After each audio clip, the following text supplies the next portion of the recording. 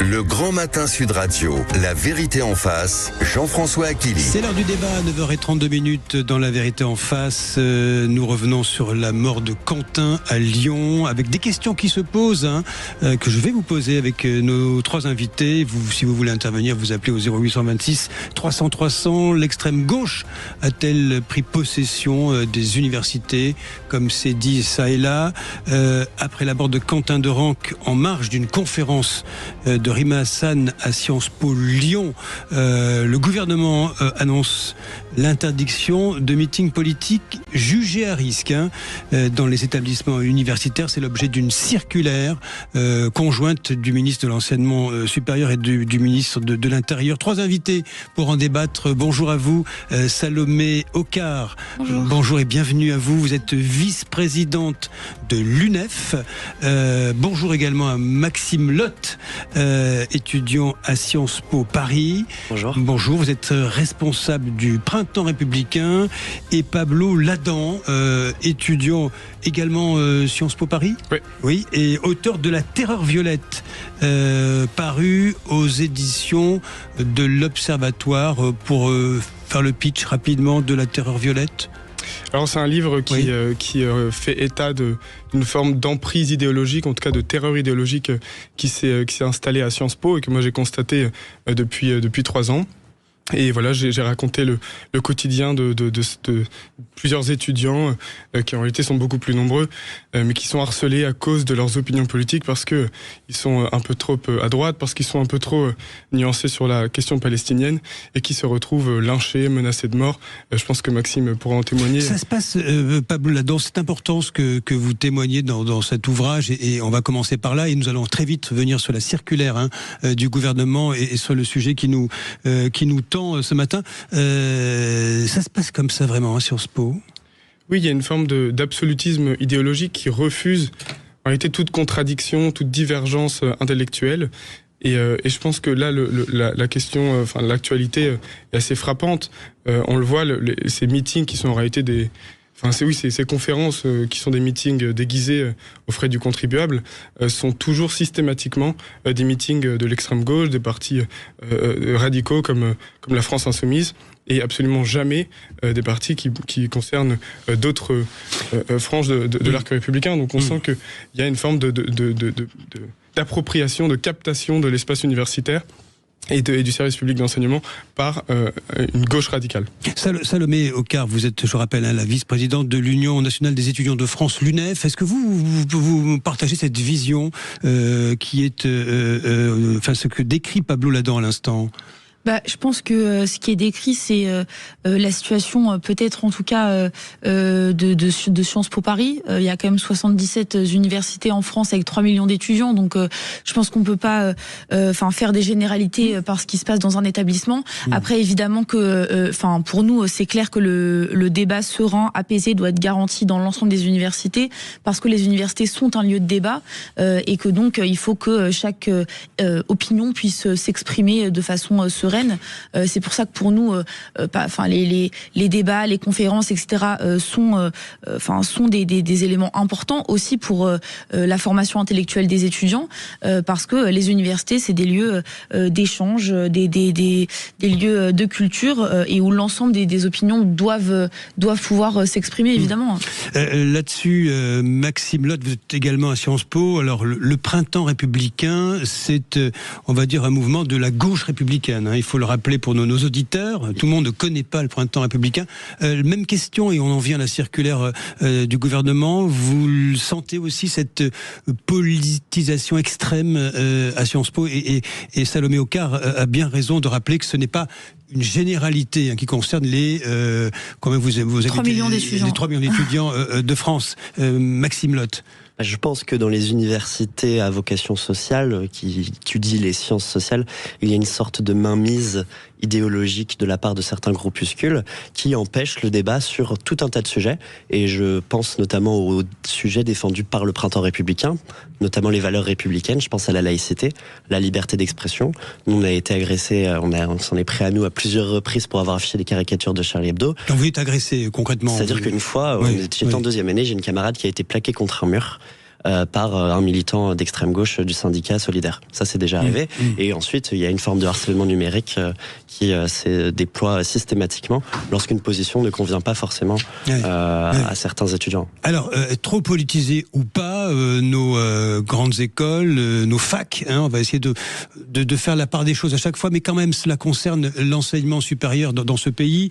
Il y a eu l'antisémitisme, il y a eu cette violence que vous décrivez de l'extrême gauche, qui est documentée, les attaques sur les réseaux sociaux en permanence, il y a tout ce qui émane de Sciences Po, effectivement, mais pas que, ça se passe aussi dans nos universités, et c'est ce qui devient des meetings politiques de fait quand des personnalités sont invitées. C'est le cas de la tournée notamment de Rima Hassan qui pose problème, l'eurodéputée La France Insoumise, qui est engagée nettement contre Israël. Elle fait une tournée dans les antennes de Sciences Politiques.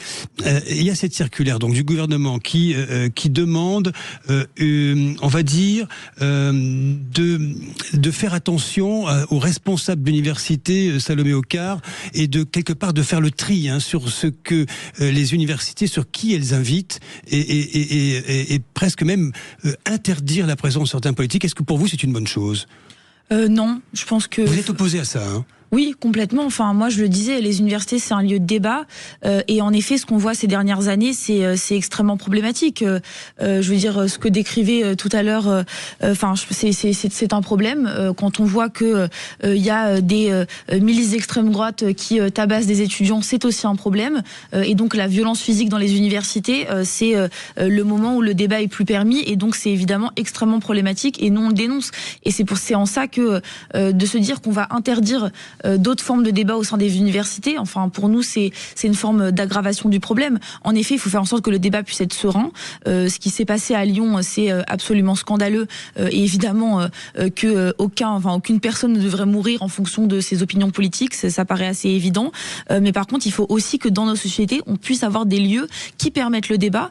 Parce que si on ferme des lieux de débat, et notamment les universités qui sont censées être des lieux de débat, en fait, on va arriver aussi dans une société où, oui, les gens vont finir par se taper dessus parce qu'il y aura plus aucun lieu où on pourra discuter. Et donc c'est ça aussi que nous on craint, aussi avec une forme d'arbitraire qui va pouvoir aussi être mis par les présidences d'université en disant voilà, il y a potentiellement trouble à l'ordre public pour tel intervenant, telle intervenante, et donc derrière on interdit avant que le débat puisse avoir eu lieu. Mais j'ai là la liste sous les yeux, mais il faudrait une demi-heure, je boufferai le temps de parole des uns et des autres, pardonnez-moi l'expression, si je devais lister tout ce qui s'est produit depuis quelques années, des violences, ça se passe à Rennes 2, ça se passe à Lille, à Grenoble, des blocages, des enseignants qui sont mis dehors par des groupuscules cagoulés.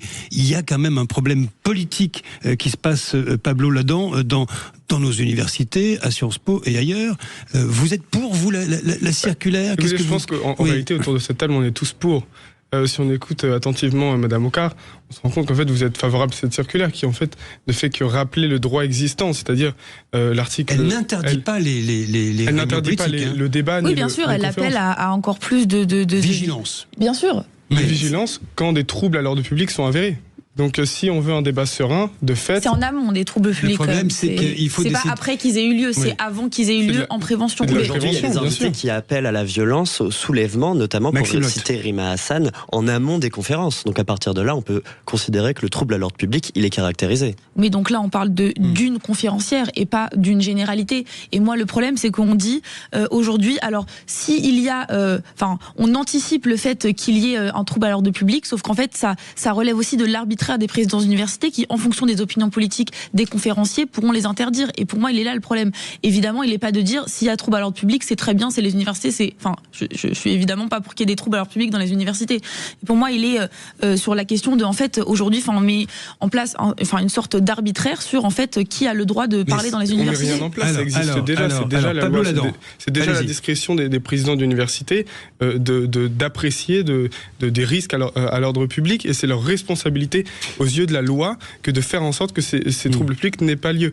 Or, à Sciences Po Lyon, manifestement, la présence de Rima Hassan a été acceptée, ce qui a causé des troubles et ce qui a causé la mort de Quentin. Si la prévention, comme la loi le prévoit, avait été mise en œuvre de manière adéquate, eh bien Quentin serait encore en vie aujourd'hui. Maxime Lotte, le patron de Sciences Po Paris, s'était opposé à l'avenue de Rima Hassan en expliquant que c'était des troubles qui allaient arriver vu les positionnements sur la Palestine, et c'est vrai que ça provoquait pas mal de remous à Sciences Po, et là c'est une décision qui est prise, il s'y oppose, et ça se passe en amont.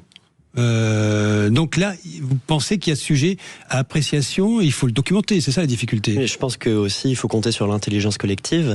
Nos responsables d'université, nos directeurs sont des personnes qui sont formées, qui sont compétentes pour apprécier avec leur propre libre arbitre si la situation peut engranger des dégâts physiques ou du harcèlement numérique. Et donc aujourd'hui on est dans une situation où effectivement il y a un certain nombre d'intervenants réguliers dans les universités françaises qui causent un trouble à l'ordre public.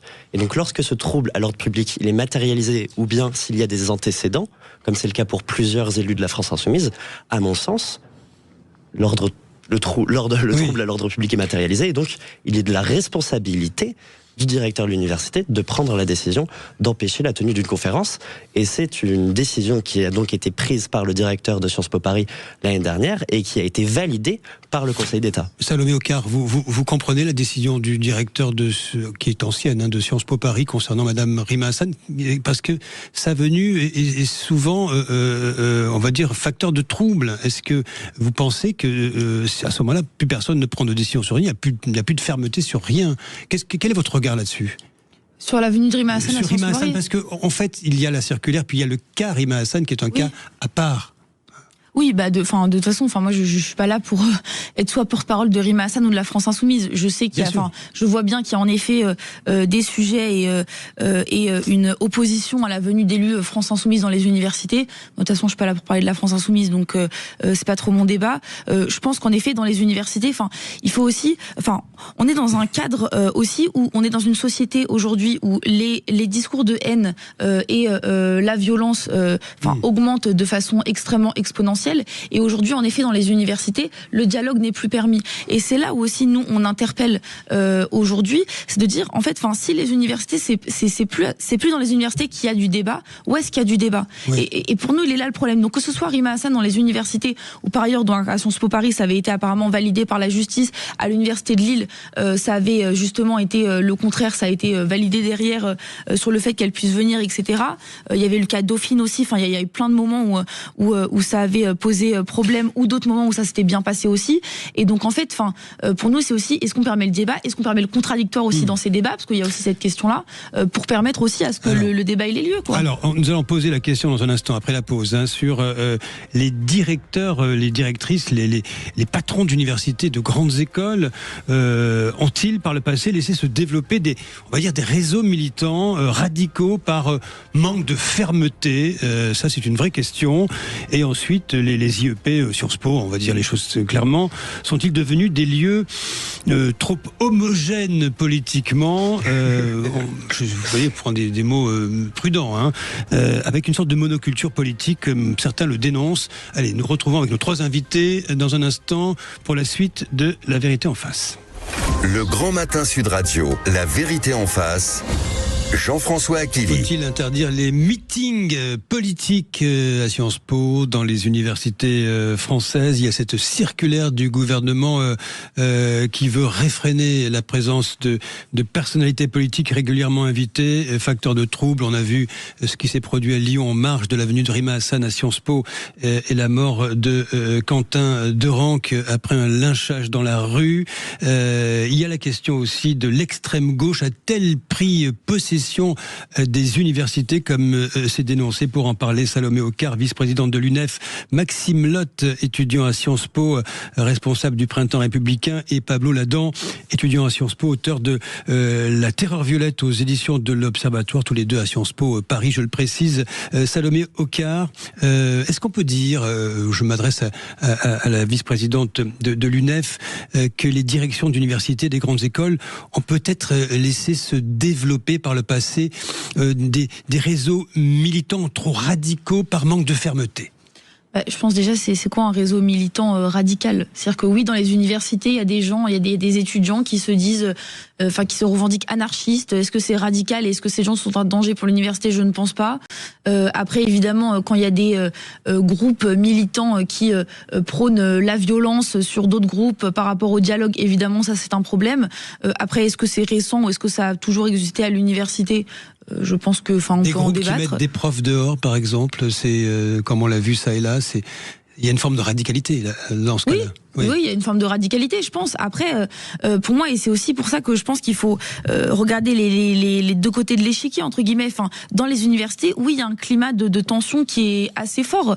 Oui, quand il y a des étudiants, en effet, qui vont en tabasser d'autres, en fait, ce qu'on voit, c'est que c'est, comme vous pouvez les qualifier, militants d'extrême gauche, j'en parle pas forcément ce mot, mais ou radicaux, voilà, et en même temps des étudiants et des milices d'extrême droite. Et donc, en fait, je pense que ce qu'il faut aussi voir comme photographie de l'université, c'est qu'aujourd'hui, il y a un climat de tension qui est extrêmement fort, aussi parce qu'il y a un climat de tension très fort dans la société.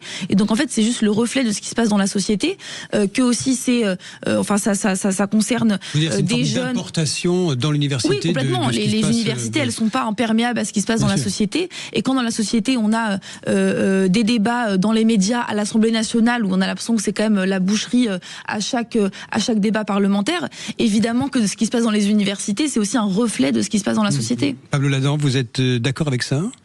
Écoutez, moi je peux parler de mon expérience à Sciences Po Paris. Effectivement, c'est pas forcément représentatif de l'ensemble de la situation universitaire en France. Ensuite, moi, ce que j'observe, et je crois pas que ce soit le cas qu'à Sciences Po, c'est que les étudiants, toujours très influents et toujours qui ont une voix qui porte et qui ont un poids à l'université, les étudiants qui bloquent les campus, ce sont toujours les mêmes. Ce sont rarement des étudiants d'extrême droite, rarement des étudiants de droite, rarement des étudiants du centre. C'est systématiquement des étudiants de gauche radicale, comme vous le dites, ou d'extrême gauche. C'est-à-dire qui bloquent les campus pendant plusieurs semaines, qui bloquent le débat. Ils ont mis la main sur un certain nombre d'établissements, d'universités. Je pense qu'ils sont la raison pour laquelle le débat ne peut pas avoir lieu à l'université. Moi, je me souviens, par exemple, pendant la réforme des retraites, avoir voulu organiser un débat, une conférence pour discuter et opposer les points de vue sur la réforme des retraites, sachant que 90% des étudiants de Sciences Po étaient défavorables à cette réforme. Et pour seule réponse, j'ai eu un blocus. Ils ont bloqué Sciences Po pendant plusieurs jours, plusieurs semaines, et on n'a pas pu débattre. Et c'était des étudiants de gauche et d'extrême gauche. À Sciences Po Paris. Maxime Lotte, comme le disait Salomé Ocar, l'importation de ce qui se passe dans la société, ça se retrouve dans les universités, dans les écoles, les hautes écoles. Oui, l'université n'est pas imperméable à ce qui se passe dans la société. J'irai même encore plus loin. Le politique a un rôle majeur dans ce qui se passe aujourd'hui dans les universités. Je vais vous prendre l'exemple de cette étudiante juive qui avait été exclue d'un amphithéâtre à Sciences Po sous prétexte qu'elle soit considérée comme sioniste. Quelle a été la réaction du politique? Quelle a été la réaction de Jean-Luc Mélenchon? Il a qualifié cet incident d'incident dérisoire. Oui. Et là-dessus, vous estimez que la direction de Sciences Po a eu la bonne réaction à ce moment-là? Oui, la réaction de Sciences Po a été ferme. Et à la suite de tous ces incidents, et même depuis plusieurs mois, le directeur de Sciences Po a pris des mesures conservatoires en prononçant l'exclusion de certains étudiants du campus, et donc l'interdiction à l'accès sur le campus pour plusieurs étudiants qui avaient eu un comportement considéré comme dangereux. Et je soutiens totalement cette attitude de fermeté du directeur de Sciences Po, parce que depuis cette fermeté, le nombre d'incidents à Sciences Po a drastiquement diminué. Il faut tenir les universités, les hautes écoles, Salomé Ocar, sans contrevenir à la liberté d'expression, hein. Il faut savoir tenir ces grandes maisons. Oui, et ça a été reproché souvent, une forme de laxisme, vous savez. Oui, et c'est aussi pour ça que je rejoins. Enfin, je pense qu'il faut aussi voir le débat d'un point de vue général. Enfin, là, depuis tout à l'heure, on parle aussi beaucoup de Sciences Po Paris. Enfin, Sciences Po Paris, je sais pas, c'est quand même. Enfin, c'est une très petite cohorte d'étudiants par rapport à tout ce qui existe en France. A pris une précaution oratoire en disant que ça n'était pas représentatif forcément. Il y a des blocus partout. Vous avez déjà sûrement participé à un blocus. L'UNEF appelle régulièrement au blocus d'université. Il y a eu un mort à Lyon il y a quelques jours. Voilà. Oui, mais alors d'accord, mais enfin, je vois pas du coup le rapport avec ça. Finissez votre démonstration, Salomé Ocar. Oui, je pense que en effet, dans les universités, c'est ce que je dis depuis le début de cette émission, il y a en effet, un climat de tension qui est assez fort, et en effet que quand il y a des violences, il faut qu'il y ait des sanctions qui soient prises. Enfin, je le dis depuis le début, je suis pour le débat dans les universités. Je ne suis pas pour que il y ait des étudiants qui soient tabassés et que mort s'en suive à cause de leurs opinions politiques, peu importe si je suis totalement opposée et pas d'accord avec ce que ces gens pensent. À vos yeux, Salomé Ocar, je rappelle, vice-présidente de l'UNEF, quel changement concret, je ne sais pas si c'est réglementaire, sécuritaire, organisationnel, il faudrait imaginer mettre en place à la suite de ce drame de Lyon, mais pas que, ce qui se passe en général dans nos grandes maisons universitaires. Qu'est-ce qui serait pour vous les réformes utiles ? Je pense que déjà il faut permettre le débat en assurant le contradictoire. Ça c'est pour moi quelque chose qui est essentiel. C'est-à-dire que je pense que le débat doit se tenir dans les universités, et si par exemple on a un débat, l'exemple de la réforme des retraites a été prise, pas de souci, ayons un débat avec des gens qui sont pour, des gens qui sont contre, des économistes qui vont nous expliquer quels est les tenants et les aboutissants de cette réforme. Si c'est des sujets plus polémiques entre guillemets comme le conflit israélo-palestinien, ayons aussi des débats comme ça. Je pense qu'au contraire, empêcher le débat, ça a tendance à attiser chacun reste arc-bouté sur ses positions. Donc pas un meeting avec une idée une seule, mais un débat contradictoire. C'est ça, qu'il y ait des débats. C'est-à-dire que si un militant de la cause palestinienne veut venir parler dans les universités et qu'en face on a un militant, alors je caricature parce que je caricature beaucoup pour simplifier le débat, mais un militant de la cause israélienne, qu'il y a un débat qui puisse être permis dans l'université et que les étudiants en face se fassent leur propre opinion. Quand on dit encadrer, ça veut dire aussi qu'il faut une présence pour empêcher des débordements. Est-ce à dire, Maxime Lotte, qu'il faut des services d'ordre à chaque fois pour au fond que ça puisse se dérouler sereinement? Selon l'interprétation que l'on a du risque de trouble à l'ordre public, aujourd'hui, la présence des forces de l'ordre aux abords des établissements est une nécessité. Aujourd'hui, à Sciences Po, dès lors qu'il y a un événement à risque, entre guillemets, on peut constater la présence de forces de l'ordre à l'entrée du bâtiment. Et aujourd'hui, l'objectif, c'est la sécurité, l'intégrité physique des étudiants, qui n'est aujourd'hui plus assurée dans plusieurs universités. C'est pas le cas dans toutes les universités, peut-être, mais il y a des universités où aujourd'hui il y a des étudiants qui sont en danger. Donc oui, effectivement, la force de l'ordre. Alors certains vont appeler ça de la répression. Moi, j'appelle pas ça de la répression. J'appelle ça de la responsabilité. C'est une question de responsabilité. Donc à l'extérieur, donc des établissements, mais dans les amphis, là-dessus, Pablo Ladan, il faut aussi organiser ça désormais. On en est là. Garantir l'ordre, je pense qu'évidemment c'est une nécessité, mais au-delà de la question du maintien de l'ordre, moi je rejoins entièrement ce qui vient d'être dit par Madame Ocar, c'est-à-dire permettre le débat, permettre le contradictoire dans des conditions qui sont sereines. Or, c'est absolument pas ce qui se passe aujourd'hui à Sciences Po ou à l'université. Ce n'est pas ce qui se passe. Aujourd'hui, on a des Louis Boyard, des Jean-Luc Mélenchon, des Rima Hassan qui monopolisent des amphithéâtres sans contradictoire pendant des heures en se faisant applaudir et aduler par des masses d'étudiants. Ce sont des meetings politiques qui sont payés aux frais du contribuable et qui ne permettent pas un débat apaisé, puisque c'est ce qui s'est produit à Lyon. Les étudiants de Némésis, si elles avaient été invitées à débattre avec Madame Rima Hassan, il n'y aurait pas eu de violence. Quand une société arrête de parler, c'est là que la violence émerge et éclate, et ça se reproduira si on ne crée pas un véritable pluralisme et un véritable contradictoire dans nos débats à l'université. Merci à tous les trois, vous avez débattu sereinement, je vous le dis. Je vous mets un 19 sur 20 sur l'antenne de Sud Radio. Salomé Ocar, merci à vous, vice-présidente de l'UNEF. Maxime Lotte, étudiant à Sciences Po Paris, responsable du Printemps républicain, et vous, Pablo Ladan, étudiant à Sciences Po Paris également, auteur de La Terreur violette, à lire aux éditions de l'Observatoire. Merci à tous les trois d'avoir débattu avec élégance et des arguments contradictoires sur l'antenne de Sud Radio. Et bonjour à vous, Valérie, expert. Bonjour, cher Jean-François. Heureux de vous retrouver. Mettez-vous d'accord, les thèmes aujourd'hui. Les thèmes, alors déjà, dans un instant, on va recevoir Alain Bentelila. Alors, vous aviez des étudiants brillants qui réfléchissent, qui savent débattre. Formidable, super. Oui, absolument. Mais Alain Bentelila adresse un constat qui est assez désespérant sur l'augmentation de l'illettrisme. Alors, l'illettrisme, ce n'est pas l'illettrisme, ce n'est pas ne pas savoir lire. On sait beaucoup savent lire, mais c'est comprendre, déchiffrer, comprendre par soi-même. Demain, la barbarie, parents et instituts, même combat. Il sera avec nous dans un instant dans C'est quoi le problème. Et puis, évidemment, dans les débats, nous reviendrons sur la mort de Quentin et surtout des conséquences politiques. Et les filles qui continuent de soutenir la jeune garde. Appelez-nous 0826 300 300. À tout de suite. Et bonne émission à vous, Valérie.